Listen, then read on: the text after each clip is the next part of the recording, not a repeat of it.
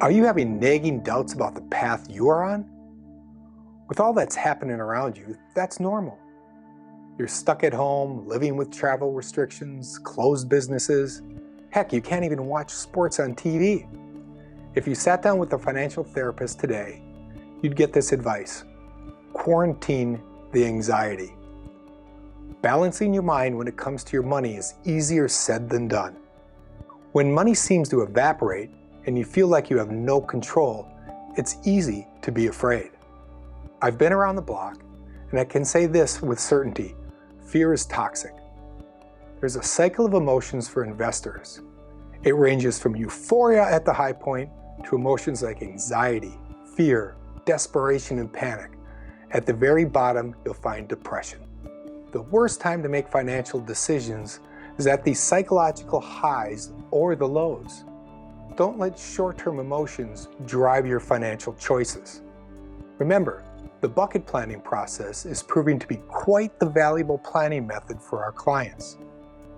Right now, you're hearing a lot about how to prevent the spread of COVID-19 from a healthcare perspective. But how are you preparing yourself from a mental health perspective? I'd like to share some financial therapy strategies you can use. These are tips to keep your head straight in the midst of a crisis. First, don't let emotions win over reason. How can you do that? Fight the very human instinct to react. Next, tune out the news. Yes, there's important information being shared, but you don't need to tune in 24/7 to stay in the know. Here's a tool to help. Turn off push notifications on your phone, and don't let job worries consume you. Layoffs could be coming, but they may be out of your control.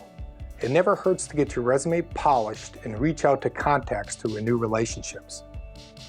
Try pulling out a notebook and journal your fears. Take 30 minutes to detail the worst-case scenario. Embrace it. Could you survive it? The simple act of writing things down will lower your heart rate and free your mind up from worrying. And finally, make a self-care checklist. Add things that make you feel relaxed. Listening to music. My most recent favorite is instrumental Christian music as I work. Making your favorite meal, calling a loved one, walking the dog, reading a book. Pull it out when you're feeling stressed and tackle that list.